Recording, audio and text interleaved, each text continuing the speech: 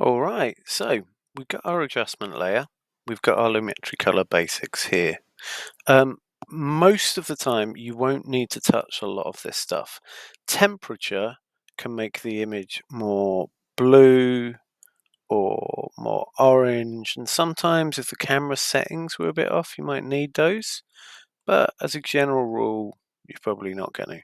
And tint can make them more green or red, but again, unless the camera settings were off, you should be all right. Exposure, again, unless the camera settings are wrong, you probably shouldn't need. That will make the whole image brighter or darker. But as long as your camera settings were okay, you'll be all right. Contrast is an interesting one because contrast will actually increase the difference between darker tones and lighter tones. Contrast isn't bad, and it does look quite good with a little bit of contrast added. But again, I rarely use it. I tend to do most of my stuff with these highlights, shadows, whites, and blacks. So I'm going to have a little bit of a look here, by the way. I'm going to go through, and here we are. I'm looking at Richard. I'm trying to decide if Richard's maybe a little bit flat. What I mean by flat is there enough kind of contrast in the image? Well, his face maybe is a little bit dull, so I'm going to bring the highlights up on this a little bit. And you'll notice that as I bring the highlights up, that's really brightening off his face a bit. I can also look at the whites here. That is going to brighten that wall loads. Don't want to push it too hard. A little bit on whites is good. I've got shadows here. Shadows will darken off those darker areas or lighten them. Just gonna bring my shadows down. I'm probably gonna leave them where they are actually. A useful little shortcut is a double click. Double click on any of these sliders and they reset back to where they were. And then my blacks, could bring those down a tiny bit. So I've not made massive changes. This is all about just making things look a little bit better. How do I see what I've done? Well, this is a really useful button.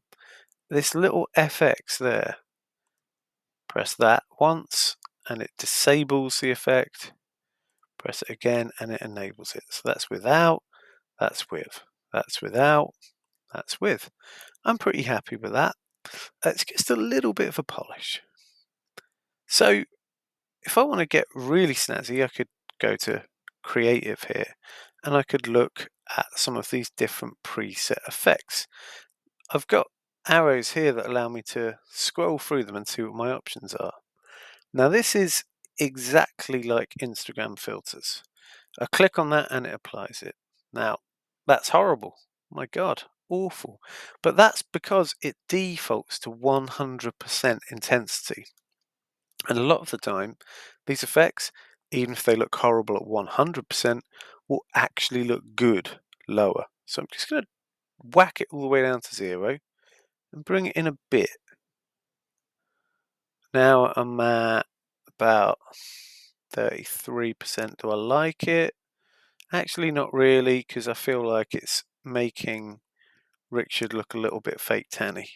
So I'll go through and see if any of the others look like they might work, using my little preview to get a feel for it. I'm also really interested in that. Maybe this, no, I'm not really feeling it. Maybe I'm thinking about that background wall and what I want that to look like. Now I'm interested in this SL Blue Ice. Yeah, that's nice. So maybe, yeah, that's good. That with my intensity about, it's probably just about there. Again, it's quite a gentle, subtle effect, but it's just giving a nicer blue tint to everything.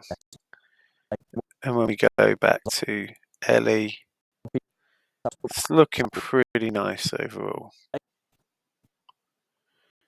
Okay, so that is very basics of how you use Lumetri color.